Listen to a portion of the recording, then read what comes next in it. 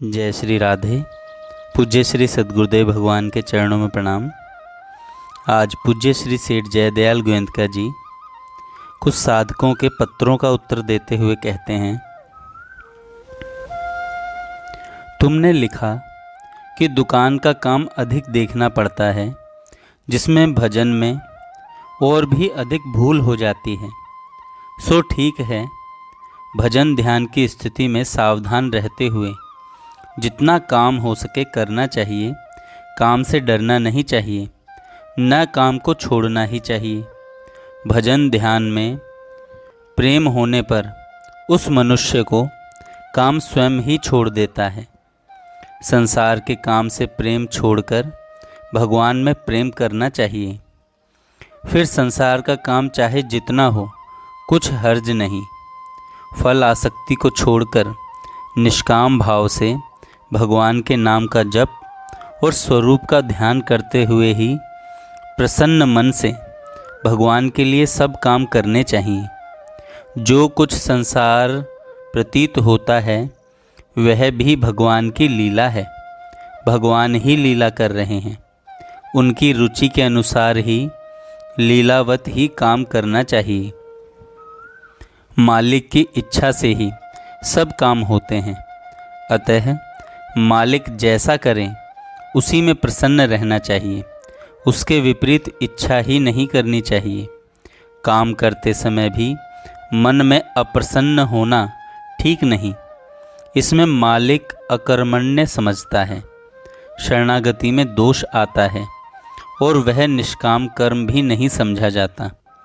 अपने मन के अनुसार इच्छा करना ही शरणागति में दोष लगाना है।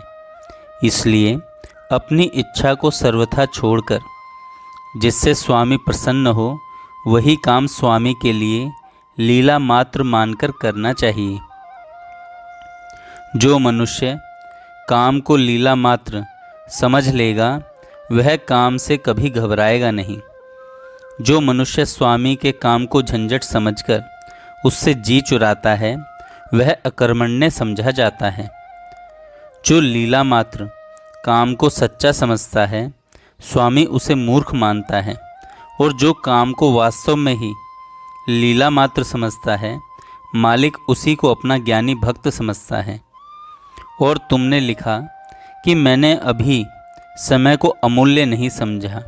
सो ठीक है, समय को अमूल्य जान लेने पर निरंतर भजन ध्यान होते रहने में संसार के काम कुछ भी अड़चन नहीं डाल सकते। जिन मनुष्यों को शरीर में आसक्ति है, यदि उनके जेल या फांसी के योग्य कोई मुकदमा लग जाए तो संसार के सब काम करते हुए भी वे उसके चिंतन को नहीं भूल सकते। जिस किसी उपाय से उस मुकदमे से छुटकारा हो उसी को वे सर्वोत्तम मानते हैं, इसीलिए उसको भूलते नहीं। इसी प्रकार जो यमराज के द्वारा दी जाने वाली फांसी मृत्यु के मुकदमे को समझ लेता है, वह भी जब तक उससे छुटकारा नहीं पा लेता तब तक छुटकारे के लिए प्रयत्न करता रहता है। जिसे यह विश्वास है कि मुझ पर 84 लाख बार शूली चढ़ाने का मुकदमा चल रहा है, अर्थात 84 लाख योनियों में जन्म लेकर मरना पड़ेगा, जब तक इस मुकदमे से छुटकारा न हो जाए तब तक क्षण भर के लिए भी उसे चैन नहीं पड़ता। जैसे धन का लोभी चलते फिरते सब काम करते हुए भी निरंतर इसी चिंता में रहता है कि धन कैसे मिले, जैसे दुष्ट स्वभाव के कारण नीच पुरुष में आसक्त दुराचारणी स्त्री का चित्त सावधानी के साथ घर का कामकाज करते हुए भी निरंतर पर पुरुष के चिंतन में लगा रहता है, और वह अपना भेद भी किसी प्रकार प्रकट नहीं होने देती। इसी प्रकार निरंतर गुप्त रूप से तथा लगन के साथ श्रीमन नारायण का प्रेम पूर्वक भजन करना, स्मरण करना चाहिए। जो भगवान को छोड़कर संसार से प्रीति करता है वह तो अपने ही हाथों अपना गला काटता है। तुमने लिखा कि निरंतर भगवान का चिंतन सहित जप हो सके, ऐसी कोई व्यवस्था होनी चाहिए। सो ठीक है, यदि तुम्हारे मन में ऐसी चाह होती है तो बड़ी उत्तम बात है, फिर देर क्यों हो रही है। जिसको किसी वस्तु की इतनी प्रबल चाह होगी वह तो उसी के परायण हो जाएगा, फिर ऐसा होने में देर क्या है। परंतु अभी पूरी चाह नहीं है।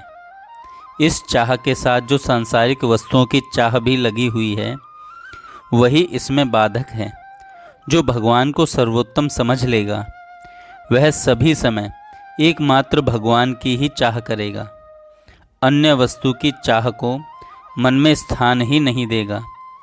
सर्वोत्तम वस्तु के बदले कोई बुरी चीज कैसे ले सकता है।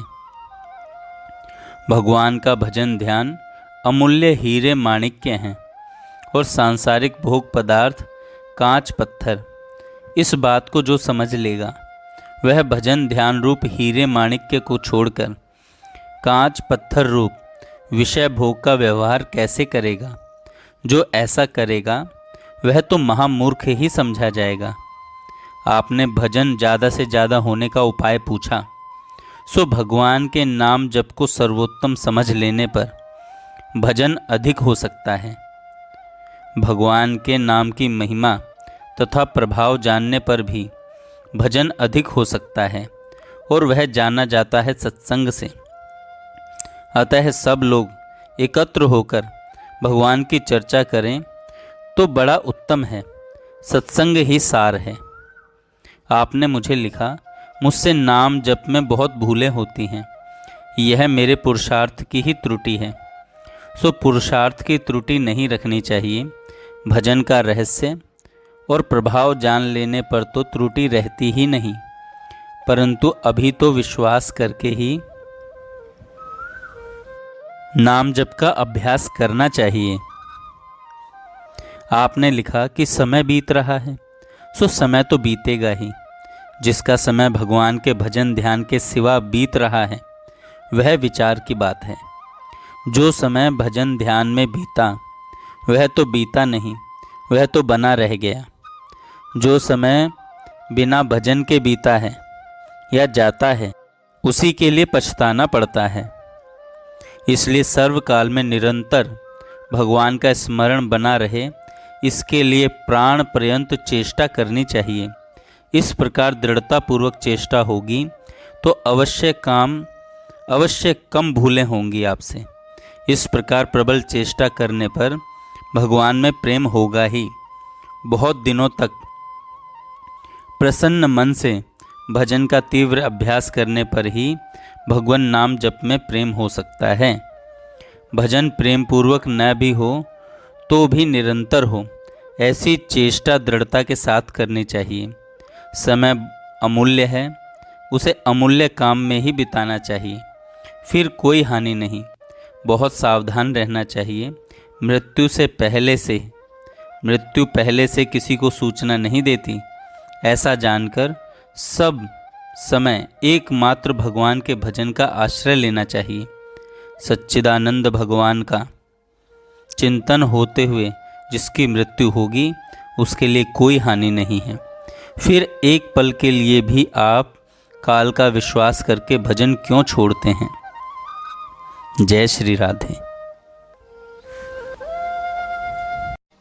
जय श्री राधे। जय श्री राधे।